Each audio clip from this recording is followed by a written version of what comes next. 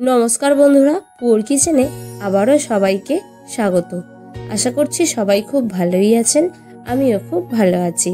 আজকে বানাবো একদম খুব সহজ পদ্ধতিতে দারুণ স্বাদের বেগুন ভর্তা রেসিপি।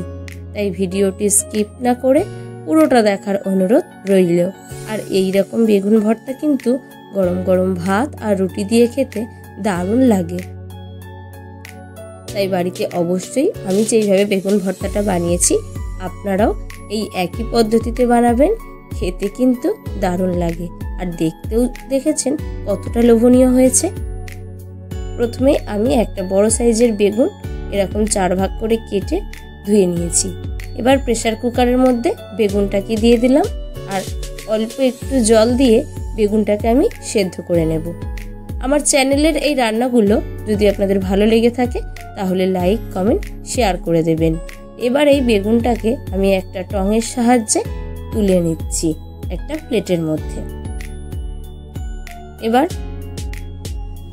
আমি একটা কড়া বসিয়ে দিয়েছি আর কড়ার মধ্যে দিয়ে দিলাম পরিমাণ মতো সর্ষের তেল আর ফোড়নে দিয়ে দিলাম অল্প একটু জিরে আর 2টো শুকনো লঙ্কা।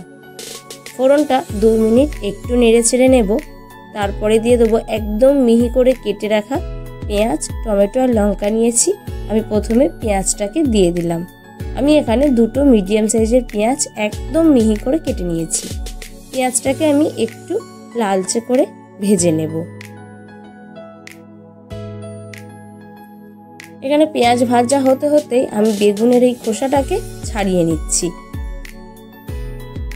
আমার চ্যানেল এখনও না সাবস্ক্রাইব করা থাকলে চ্যানেলটিকে সাবস্ক্রাইব করে বেল বাটনটি প্রেস করে পাশে থাকবেন আর নোটিফিকেশান অল করে রাখবেন, যাতে এরকম নিত্য নতুন রেসিপি সবার আগে আপনারা দেখতে পারেন।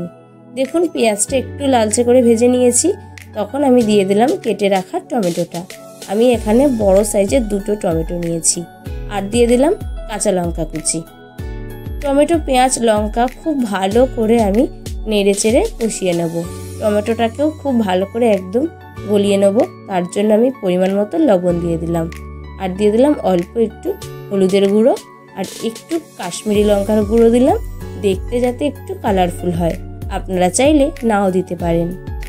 খুব ভালো করে আমি পেঁয়াজ, টমেটো, লঙ্কা একদম নেড়ে চেড়ে নেব। রেসিপিটি যদি ভালো লেগে থাকে তাহলে আপনাদের আত্মীয় পরিজন বা বন্ধুদেরকে শেয়ার করে দেবেন। এবার আমি সেদ্ধ করে রাখা বেগুনটাকে এই পেঁয়াজ টমেটোর মধ্যে দিয়ে দিলাম। দিয়ে খুব ভালো করে এইভাবে একটু ঘেঁটে ঘেঁটে দিচ্ছি। আর বাড়িতে অবশ্যই একবার এইভাবে বেগুন ভর্তা ট্রাই করবেন, খেতে খুবই ভালো লাগে। খুব ভালো করে নেড়ে চেড়ে আমি দিয়ে নিলাম, যাতে একটুকু না আর বেগুনটা গোটা গোটা থাকে। দেখুন খুব ভালো করে আমি মিশিয়ে নিয়েছি। এবার আমি দিয়ে দিচ্ছি আমের আচার। বাজারের কেনা আমি আমের আচার দিয়েছি। আপনারা এখানে পাতিলেবুর রসও দিতে পারেন, কিন্তু যে কোনো টক আচার দেবেন, শুধু লেবুর আচারটা দেবেন না, তাহলে এটা তিতো হয়ে যাবে। আমের আচার দিয়ে খুব ভালো করে আমি নেড়ে চেড়ে নিচ্ছি।